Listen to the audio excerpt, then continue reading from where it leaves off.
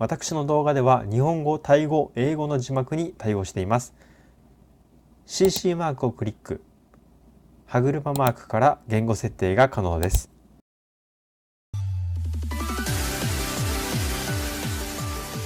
皆様サワディーカップ、東北経済北陸元ブロガーの元海軍兵曹長の孫です。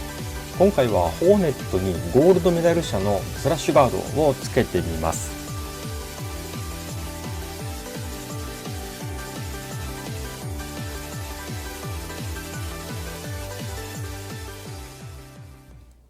バイクは転倒時にエンジン側面を地面に打ち付けやすいのは説明するまでもありません。そのエンジンを全面的に守るための装備です。このバイクはエンジンを主に3点でフレームに固定していまして、ここにスラッシュガードを友締めします。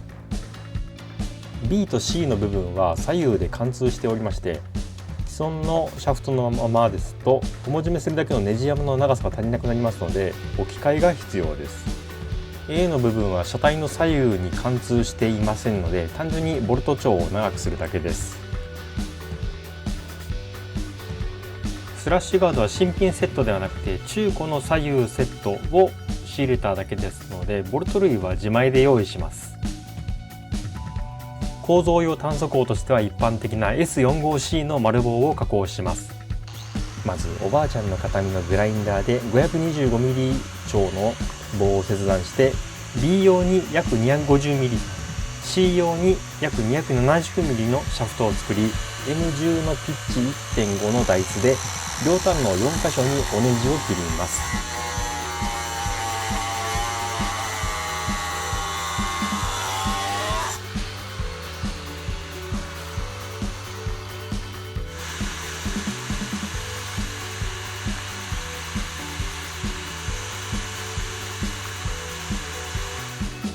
なお、ダイスに対してタップというのは目ネジを切る棒状のやつですね。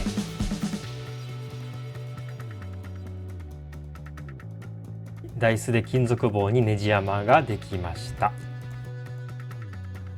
スラッシュガードは中古なので少しきれいにします。ベルトサンダーで派手な傷を削ります。削りすぎると肉厚が薄くなってしまって本末転倒なので、ほどほどにしておきます。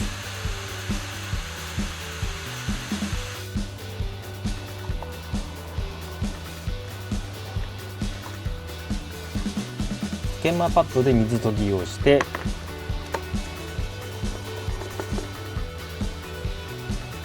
コンパウンドで全体的に磨きます。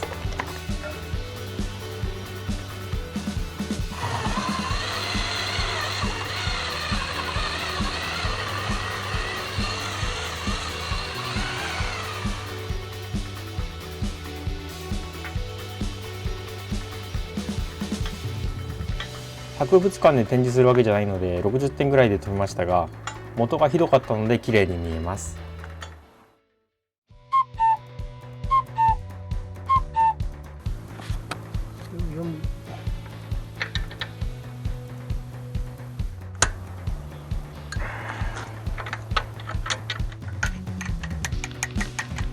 これが外れないんだよな。 C の部分のシャフトは車体左側から抜き取るのですが、ピボットブラケットが干渉して取れません。ブラケットが動かせるようにしてから抜き取ります。うわ、いろいろ溜まってるな。スイングアームピボットナットを外す 22mm。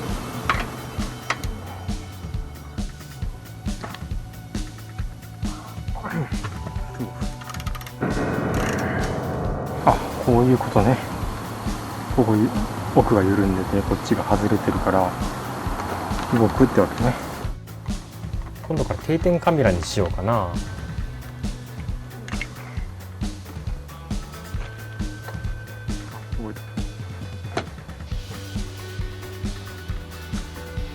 C のシャフトが抜けました。エンジンのような重量物ですと重力のせいで30センチもない距離で 2,3 ミリぐらいは普通にずれちゃいます。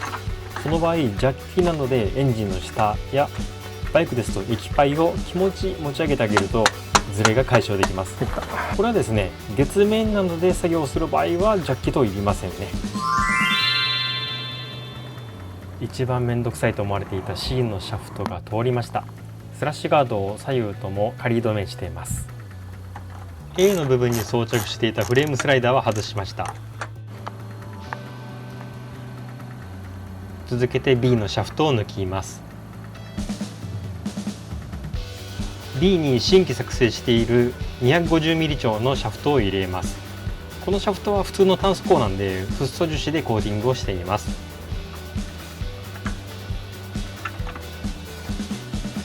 B の穴も少しずれてますね。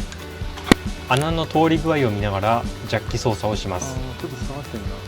あんまりジャッキで持ち上げすぎるとバイクスタンドからも浮き上がって危険なので注意です。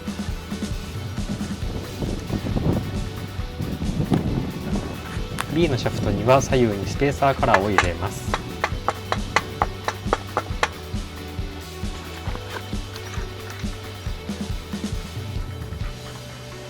こういうことか。おいおい、やっちまったわ。いやー、まあなんとかつきました。っておい、火くれとるやないけ。右はこんな感じです。これで転倒の多い日も安心です。